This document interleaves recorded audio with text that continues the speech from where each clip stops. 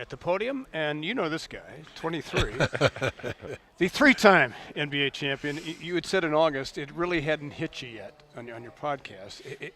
For me, it's still surreal, and maybe once camp starts, then you go move on. But is it still in that mode? Yeah, absolutely. I've had if you want to call it a summer, it's been a great summer to be able to spend a lot of time with my family and friends and things of that nature. But it still hasn't hit me, and hopefully, I think ring night, opening night, when we get those rings, I think that's the night that it'll probably finally hit me. Hopefully.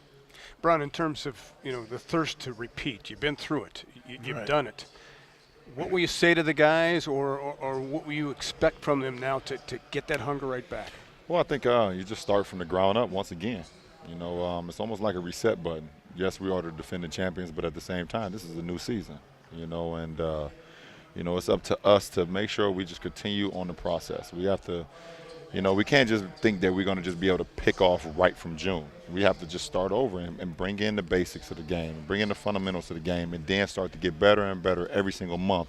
I think that will help us develop that instinct. But at the same time, we have to understand that even last year, even when we weren't defending champions, teams going to come at us, and we got to be ready for that. LeBron, it just seemed like to me we really didn't hit the stride that you were looking for until we got to the playoffs. Right. And then we even grew more in the playoffs. Right. And so that's what I makes more excited about this season, is because everybody understands where they are, who they are, and what we are. Now can we embellish that? Can we develop that to that next level? And that's got to be, for you, it's got to be exciting, because I know, a lot of people ask me, well, did LeBron plan it this way? Because now you've gone, you come back, and now you have guys to support you and help you win your championship. Is that something that you kind of think about at times, or is that something that you help develop? Right. I mean, you're right, AC. I mean, we didn't hit our stride into the playoffs, and it took a lot out of me, because you guys know I'm not a very patient guy. And I want the process to happen. But I followed my judgment. I followed my leadership qualities, and I was able to finally get through the guys, in the playoffs. And those guys, they picked me up.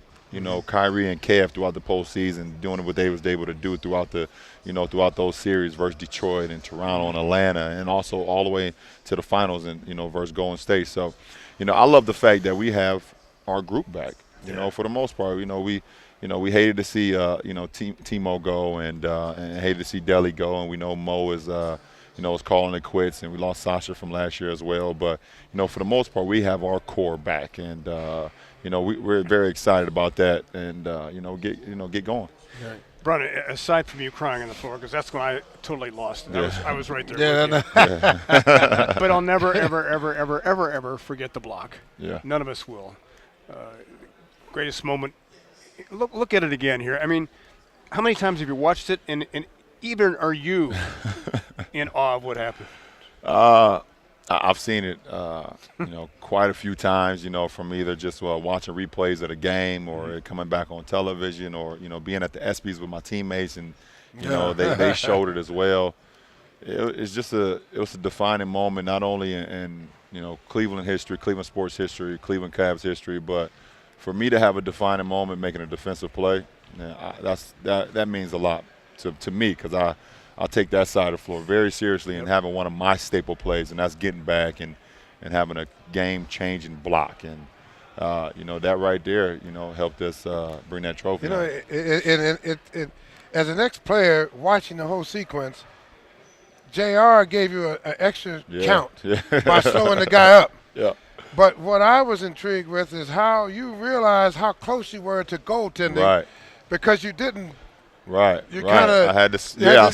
I swiped at it instead of trying to pin it. I swiped it. And that saved it. Right there. It did. And I always tell my guys, and JR was right on spot. I told him, if you see me coming or you hear me roaring down the court, just don't foul him.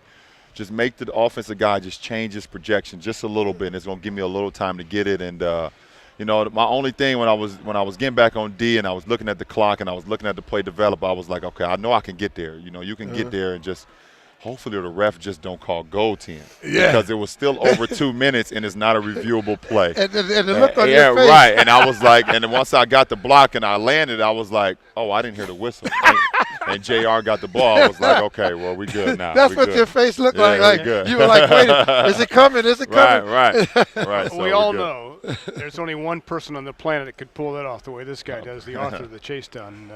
Listen, we got to let you go, but thanks for what you've done, yeah, and let's get greedy. Oh, right? yeah, I'm ready. I'm Yeah. ready. Yes. I'm ready to be back. I'm All happy right. to be back. I got you. Thanks, Brian. Appreciate it. We're Thank going to you, take a break Brian. here on Cavs Media Day and hear a lot more from the Wine and Golders coming up on Cavs.com.